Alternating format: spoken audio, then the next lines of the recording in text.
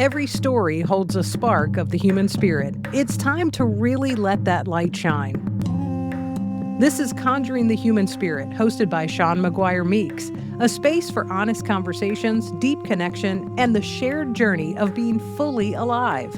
This season, Shawn also welcomes guests who open up about their own transformations and experiences, reminding us all what it means to heal, grow, and thrive, one story at a time. You're invited. Let's begin. Hello, everyone, and welcome back to Conjuring the Human Spirit. My name is Shawn Meeks, and welcome to my little corner in the front room here, surrounded by Christmas stuff if you're watching on YouTube. And if you're watching on YouTube, please smash that like button and hit subscribe. I really appreciate that. It helps my channel a ton. So today, I wanted to start off with a quote by, he's an environmentalist. His name is David W. Orr.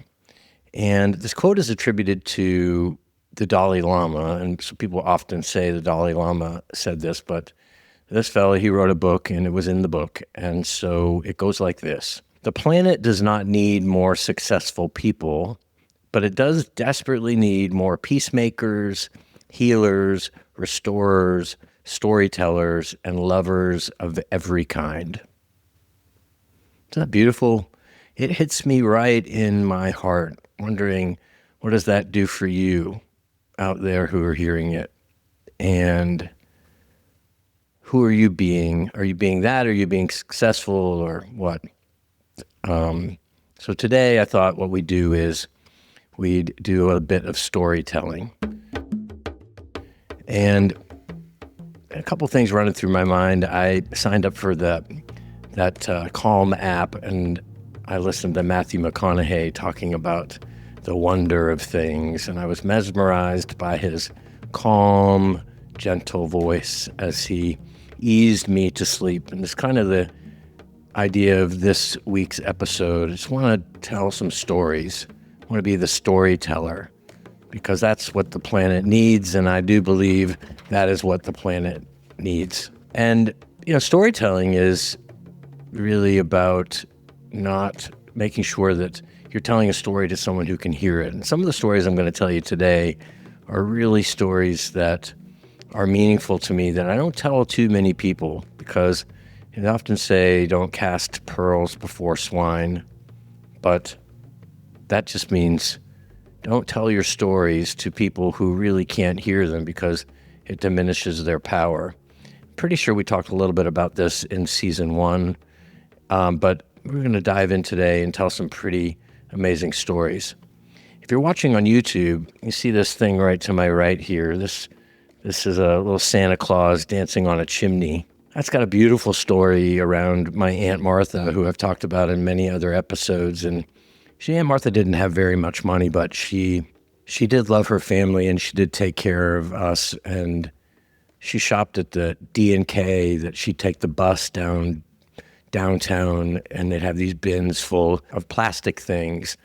And she bought this little snowman or little Santa Claus dancing on a chimney that plays a Christmas song if you spin it on the bottom. I can hear her saying in my head, don't turn it too far. If you turn it too far, you're going to break it. But as you turn it, the Santa Claus has a little, if you can watch it on YouTube again, you can see he's got a little cane and he used to dance so beautifully on the chimney top. And it just brought so much joy to my life as a little boy as I'd go to her countertop or go to her coffee table in the living room and pick it up and spin the bottom and allow Santa to dance and bring in the Christmas season. So we lost Aunt Martha about 10 years ago, and I was so lucky enough, and I don't know how, but I got this dancing Santa, and every year when I pull it out, I take a picture of it and send it to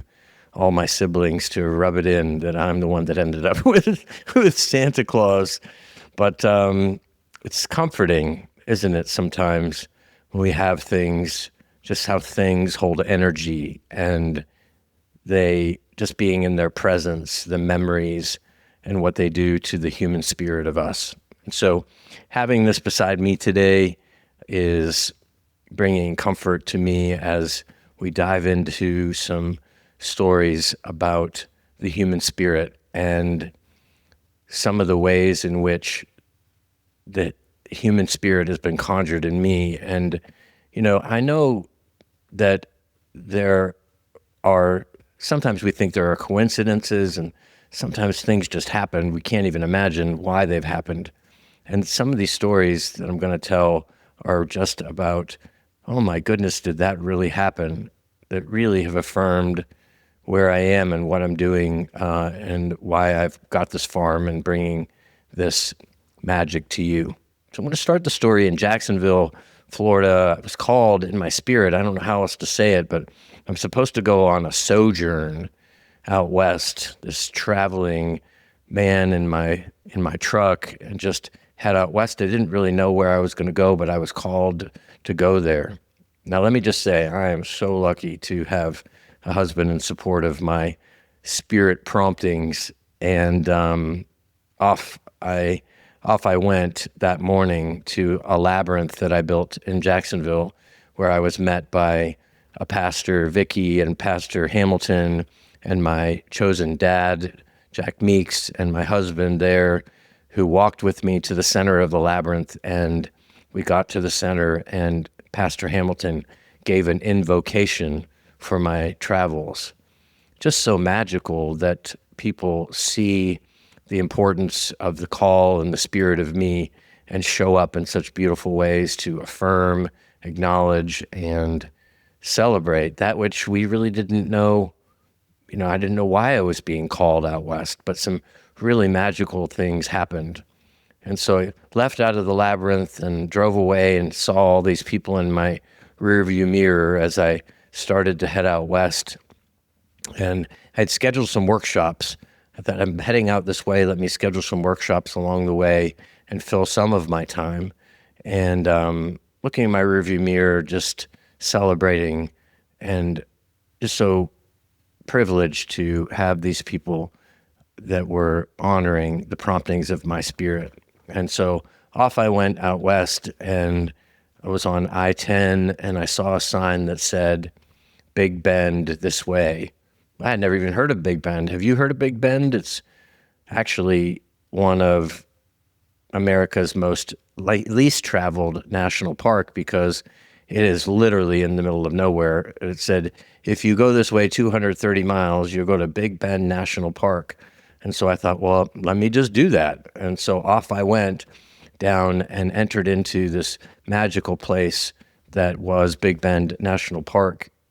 And it was a hot day. It was the morning time, but it was going to be a hot day. It was like 11 o'clock. And I saw these rocks in the distance, and they were called chimney rocks. And I had my dirt bike, pedal bike, on the back of my truck, and I was going to walk down there at first, and then it was a 3-mile walk. And so I said, well, I think I could ride my dirt bike down there instead. So I got the dirt bike off, and it was like a gravel trail. And I'm get on the trail, and I realize, oh yeah, I can do this. And I'm driving down this trail, and I realize I'm going downhill, but ever so slightly. I didn't even have to have my feet on the pedals. And I thought, isn't this nice? So just making my way ever so gently, so slowly. The incline was downhill. It's this vast wilderness. So imagine this vast, vast wilderness with nobody there. It was a Monday. There wasn't anyone in the park, the least visited national park. And I was on this trail all by myself, headed toward these beautiful chimney rocks that I saw in the distance. They were stacked up like a red chimney, and I wanted to see them up close. And so off I went down this trail that was ever so slowly sloping toward these rocks. And I made my way there in short order, really, and got there. And boy, they were majestic and beautiful. And the sun was continuing to rise in the sky, and I was sitting at the base of these towering stones in the shade and realizing how privileged I was, how amazing this vast wilderness was, what a beautiful country we're living in. And my journey had gotten off to a majestic start. And in all the celebrating and my time there, it was time to head back. And by that point, it was probably maybe 1 o'clock in the afternoon. And I'm in the desert. I'm in South Texas. And that's where Big Bend is, right on the Mexican U.S. border. And the desert was hot. And I had one bottle of water, but it was only 3 miles back to the car. And I had one bottle of water left. And so not that big of a deal. So let me get on my bike and head back to my truck. And so I hop on my bike and I'm headed back. And all of a sudden, my tire slips. And I said, oh no. Well, that incline that I would ever so gently glided down toward these chimney rocks was an incline, or decline was an incline on the way back. And I couldn't get my grip. The tire kept slipping. And it's now 90 degrees, 100 degrees. I have one bottle of water and I've got 3 miles to go and the tire keeps slipping. And I realize I can't ride my bike. I've got to push my bike uphill back to my truck. You know, before I started this trip, I was living in a penthouse on the ocean on the east coast of Florida. And every morning I'd wake up and with my walls of glass and watch the sun rise ever so gently in my air-conditioned apartment, watching the sunrise every morning, calling it brother sun. Oh, brother sun, I was so spiritual. Brother sun, look, you're so majestic. Brother sun, you're so beautiful. Brother sun. Well, that day, brother sun was kicking my butt. Brother sun was hammering down on me like I had never experienced before. I was scared to death, and almost to death. I couldn't get the grip. I was out of water and there was no shade. The only shade was the shade of the chimney rocks that I had left behind. I'm making my way up the hill and they have these low juniper trees and they provided no shade. But it was interesting because even though I knew I couldn't get shade from them or there was no shade, the spirit of me was hunting for shade like I needed a last meal. I mean, it was just, I couldn't find shade anywhere. And even though it was nowhere to be found, there I was hunting for it as I continued to push my bike. I didn't think I was going to make it, honestly. It was one of the most scary times ever in my life as I pushed that bike toward my truck. And clearly I made it and I'm here. But I got back to my truck and I wept. I wept and cried for gratitude for my life and just had this understanding of the power of nature and how small I was. You know, could have died on that trail and probably no one would have found me for quite a long time, except my truck was at the trailhead. But I wrote a poem about brother sun while I was sitting in my truck that day. And I just humbled with how inflated I was spiritually while sitting in my ticky-tacky house in my air conditioning, and how real it was out there when brother sun was pounding down on me and I thought maybe I wouldn't survive. So that finally, I really believe that moment, that's when my sojourn really began. And so off and out west, I went to my first workshop, which was the Four Shields of Human Nature. And how appropriate, because we're really talking about sun, we're talking about nature, we're talking about north, south, east, and west. And I wanted to learn more about how the directions really interface with the spirit of me. Beautiful, wonderful teacher named Emerald North. She's a crone. She just sits there in the circle like this. And she talks like this, and her hair is disheveled, and she doesn't have any makeup. And she's very serious. And she was a hippie in the 60s, and she's very serious about the work that she does. And I have mad respect for this woman. And when she's teaching and she's got something to say, spirit just comes through her as you're sitting in the circle, and she takes off her hat, and it's almost like prophetic. She's got something to say. And so as we're sitting with her and we're going through the 4 shields of human nature. Each shield we get a teaching on. And so we got a teaching on the West Shield. And the West Shield was about the divine feminine. The divine feminine is in us all. And what was it that we wanted the divine feminine to help us to get rid of? That was the inquiry. Well, the night before, I was in the tent in the desert, and it got so cold that night.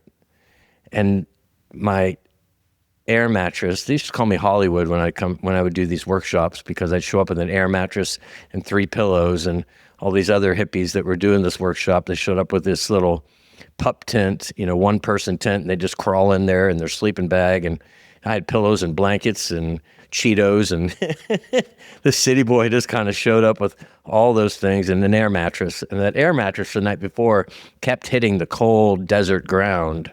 And I was tired. I had done a lot of this work prior to this particular workshop, and I was tired of being in a tent and sleeping on the cold, hard ground. And the tent that night the air mattress had hit the ground for the last time for me. And I called my husband at 6 o'clock in the morning on the East Coast and said, it was 4 o'clock in the morning where I was, and I said, I needed a hotel now. Please help me get a hotel now. And he got me a hotel in Santa Fe, and I had the best few hours sleep that one could have. I came back to the circle to meet with people at the appropriate time. That's when we got the teaching on the West Shield. And that's when we got the prompt, which was, what is it that the divine feminine can help us get rid of?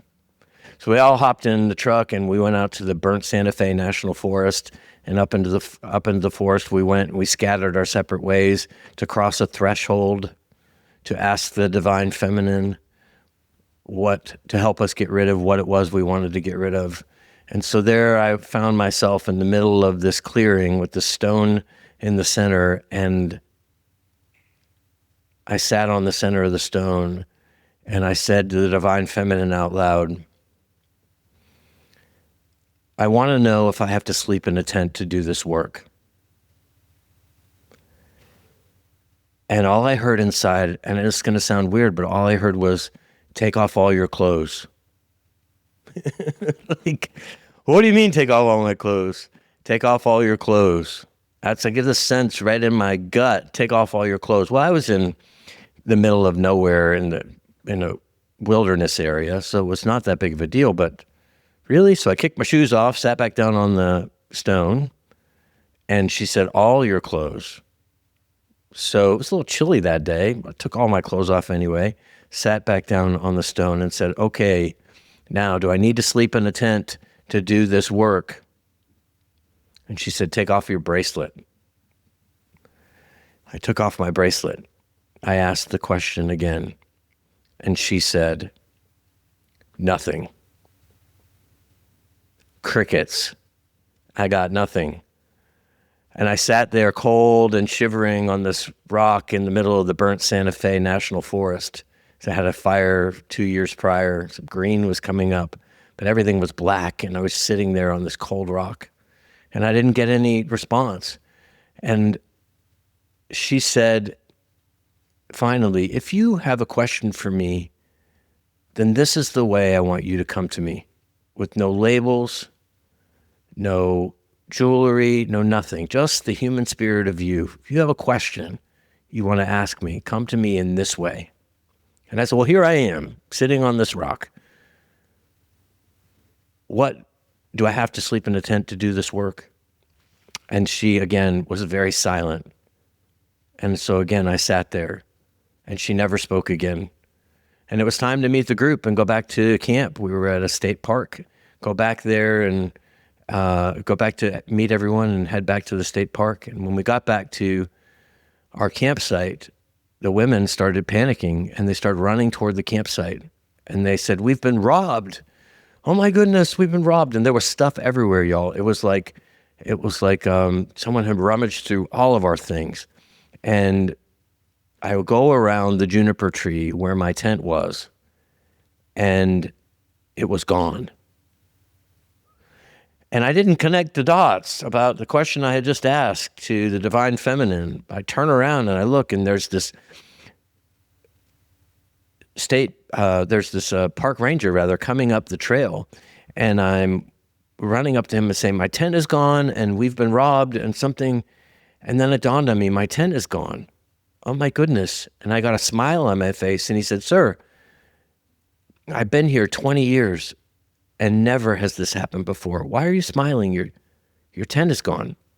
And I said, "Well, what happened?" He said, "Well, I've been here 20 years, and never has a dust devil came. A 50-foot wide dust devil came and picked up your tent, carried it whole, carried it over the lake, and dumped it over the mountain. You can't make this stuff up." I couldn't believe it. You got to be kidding me. So one by one, the campers that were there were coming over to tell the story of my tent, because everyone saw it. All the people that were camping adjacent to us saw this 50-foot wide dust devil come, pick my tent up, turn it upside down, carry it over the lake, and dump it over the mountain. And everyone wanted to come over and tell me what they saw and how they saw it and what it was like and how unbelievable it was. And the last person who came up to tell me the story, she said, "I have it all on camera." And I was so grateful for that, because I needed that. This doubting mind of mine, even though I had asked the divine feminine, do I need to sleep in a tent to do this work? And I go back and someone tells me a 50-foot wide dust devil came and picked up your tent hole, carried it over the mountain, and dumped it over the mountain. I needed to see it. And there it was. She sent me the photos. There was my tent, upside down, carried and dumped over the side of the mountain. And so I never did that work. So I never slept in that tent again to do the work, ever. Any time I went out west subsequent to that, I slept in a hotel and got a great night's sleep and was showered and showed up at these circles when I was supposed to show up, and they continued to call me Hollywood. And it's such a beautiful story, because I really didn't want to be in the tent, but I really wanted to do this work. And I find myself here at this farm in this 4,000 square foot luxurious house with accommodations for all of you to help you to do this work. And you don't have to sleep in a tent either.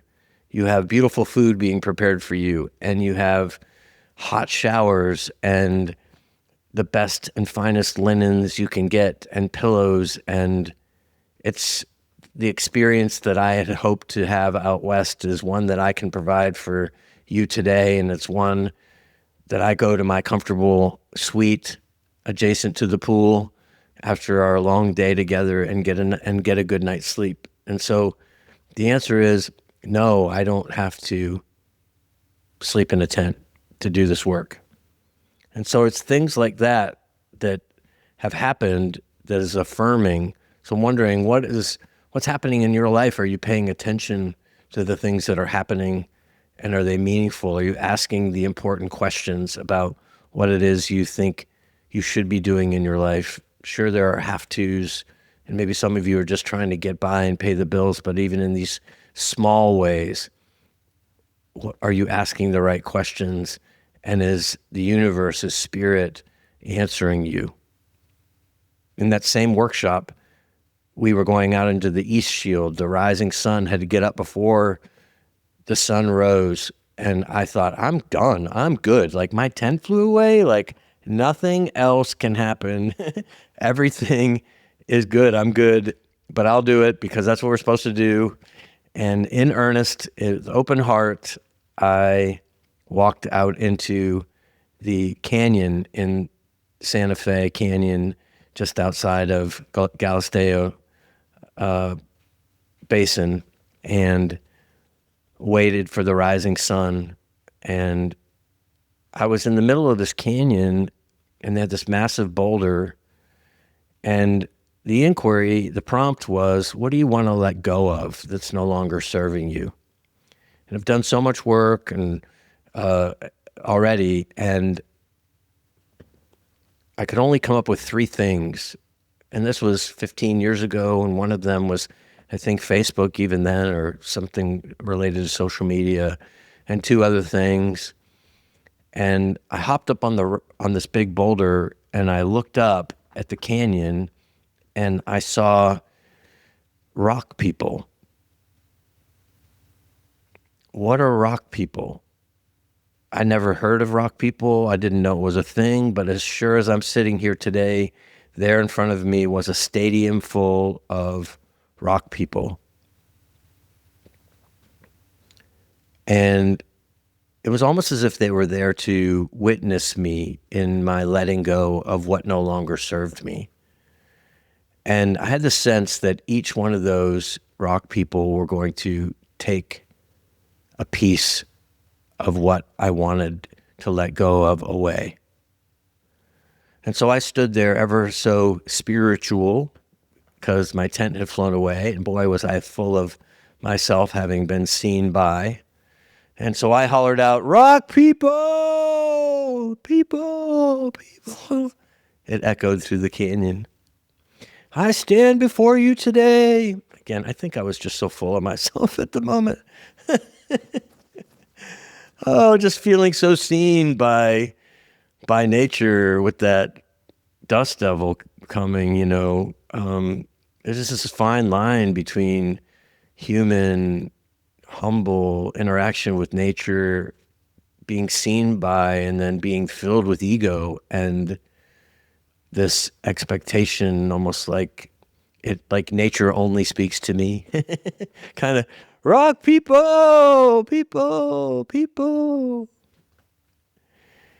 And all of a sudden, in that moment, I heard this car coming up a dirt road, the same one that I traveled to get to where I was.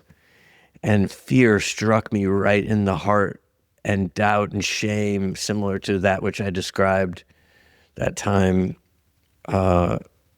with the headset on there. I was just so full of shame.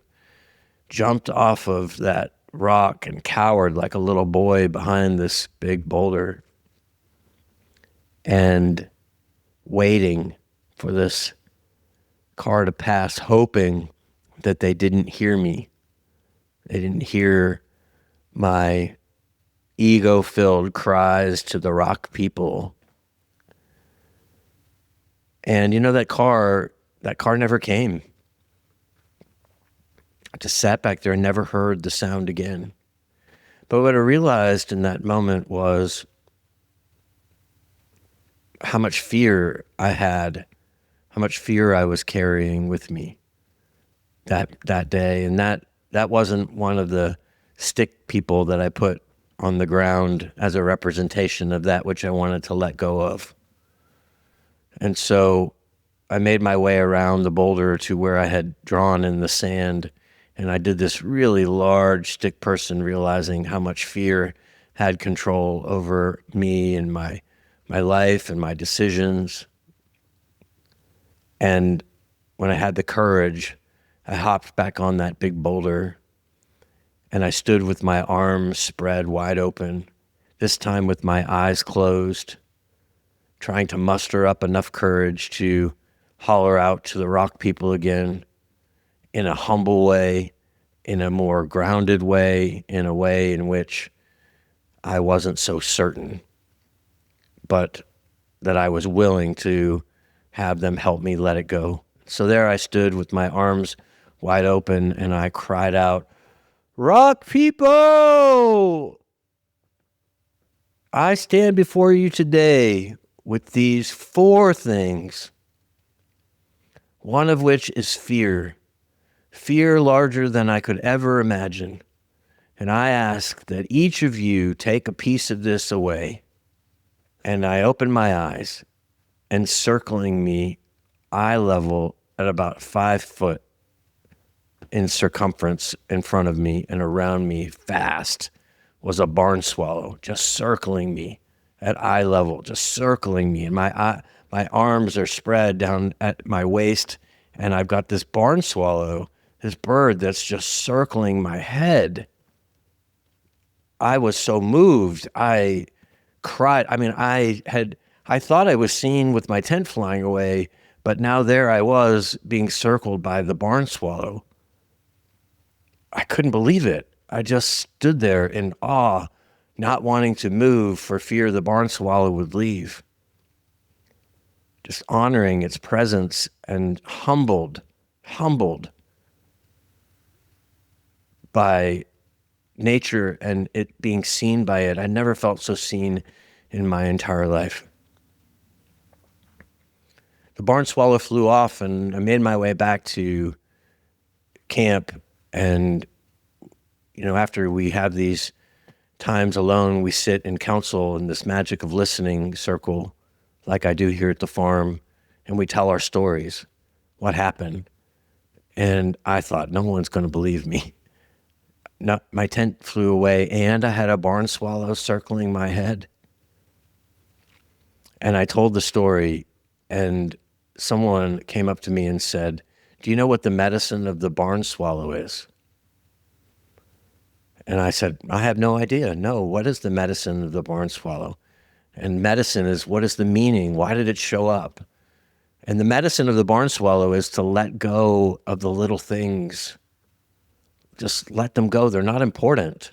Just let them go. And I get so bogged down, and maybe you do too, with all these little things that we're missing out on the blessings and the joy and the meaning of just being human, being present with one another, laughter in nature, and being afraid, so afraid that someone sees me. God forbid someone sees me seeing rock people, and then being seen so much by nature and being circled by the barn swallow. Just absolute magic. Absolute magic. And so I came back from that workshop changed, knowing that this is my purpose. I'm supposed to be here. I'm supposed to be talking to you. I'm supposed to be walking with you. You will show up because this is my purpose.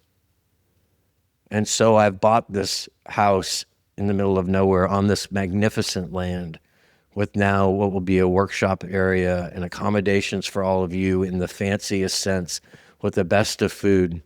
And as I'm preparing this broken house, this broken homestead with collapsed ceilings and floors, the outside of this broken house is adorned with about 15 barn swallow nests. I didn't know what a barn swallow nest was. I came here, I bought the house, and they were everywhere. And they were everywhere they shouldn't be in my mind. Oh my goodness, everything is broken. I need to fix it. They were living inside. They couldn't live inside anymore, but they were living on every edge of things. And I didn't know. No one was here. What was it? February. It was winter. They were gone. They had migrated. I didn't know what their nests looked like, but they were in places they couldn't be. And so one by one, I was putting them in a trash bag. So, because I needed to paint and scrape and clean it up, and no one was there anyway. And the nest was empty, and it was fine. And then came April. And then came the barn swallows back from their migration back here to the farm. And there they were, sitting in the place where I had removed their nest. The couples were ready to make babies. They make one nest in their life, and they come back to it, and they make babies. And I had removed their nests, and there they sat. And I had no idea, right? And I cried because they just sat there where the nests were. And I looked at them, and they're looking at me like, what have you done? What have you done with my nest? And I love my barn swallows. They're back, and they're in places where they shouldn't be, and it's okay. They built their nest back that year. They had 2 broods, and I'm 90 to nothing, broken, 3 Red Bulls a day, music, trance music in my ears, trying to get her done for me so that I can step into my purpose, trying to get her done for you so that you can come here and be amazed by nature in this beautiful place, getting the plumbing done, getting it done, getting final certified in this magic of listening work so that you can be here, and just exhausted. And I walked out front, and there was a dust devil in the front of this farm carrying these leaves up, and inside that dust devil were barn swallows circling inside. I'm getting chills telling it. Circling inside that dust devil in front of this beautiful place that I'm preparing for you. So I was off. I saw that. I was moved to my core. I'm off to Vermont for final certification to get the check mark from the organization that does this work. And can't wait to be with my people, as I said, my people, to tell my story about everything I just told you, the barn swallow, and from then to then. And we're sitting in the magic of listening, which they call counsel. And I said, I'm going to talk a little bit longer than I normally should, but I need to say this. And when I got done saying it, the facilitator of that circle said to me, sounded like a TED Talk to me. Maybe PBS News Hour, something they would do on PBS News Hour. But that's not counsel. That's not the magic of listening. I couldn't believe it, y'all. I couldn't believe it. And there I was when I talked earlier about casting pearls before swine. Like, I don't just tell the stories to anybody I meet on the street. I'm telling it to you because you're here and listening, but I just don't tell these. These are pearls. These are my pearls. These are my purpose. These are the breadcrumbs that have led me to this place to be with you, led me to this farm, to sit with you, to share with you this intimate way of being. And I thought there I was in Vermont to be able to tell this story. And this is the response I got. Sounds like a TED Talk to me. That's not the magic of listening. That's not counsel. Wow. Really? Okay. So I'll tell you that I never did get their check mark because that was the last one I went to. They said they'd give it to me, and I said I didn't want it because I don't want it. I just want to be with you in the magic of listening. I don't need a check mark. I just want to be with you where you tell your story and I don't judge your story, and I tell you mine and you don't judge mine. That we listen with our hearts, we speak from our hearts, and we let the magic of the ceremony of listening do its work. So those are some of the stories that have carried me to this place. And there are many more, but those are some of the really profound stories that are direct signals that I'm exactly where I'm supposed to be, doing exactly what I'm supposed to be doing. And some of you have reached out and we've begun to work together, and I'm so grateful for that. And the spring workshop is already filling up.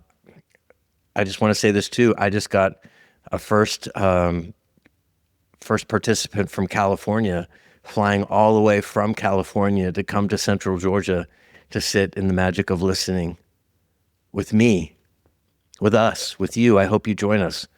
But it was a big moment for me because all this time I have flown from the East Coast to the West Coast to get this training. East Coast to West Coast, East Coast to West Coast. I mean, thousands, tens of thousands of dollars in travel just to get this teaching.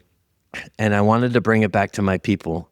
And you're my people. You here on the East Coast and you here on the West Coast. Listen, if you want to come from the West Coast here to get this medicine, come on. And I just want to celebrate that someone's coming from California to little old Central Georgia to sit with us in the magic of listening. And this is the magic of stories. This is the magic of storytelling. And Thank you for sitting with me and listening to a couple of these. And I hope that we can be in community together and sit together under a full sky by a bonfire and share stories of which I won't judge you. You don't judge me. What do you say? Deal? If you want to learn more about what's happening here at the farm, go to McGuireLife.com. You can work with me one-on-one, and we walk together in service of you to help you step into a new place. Or please join us for a workshop that's happening in March 19th, 20th, 21st. Maybe it's 20th, 21st, 22nd here at the farm for spring solstice. And soon the workshop area will be done and we'll have them back to back.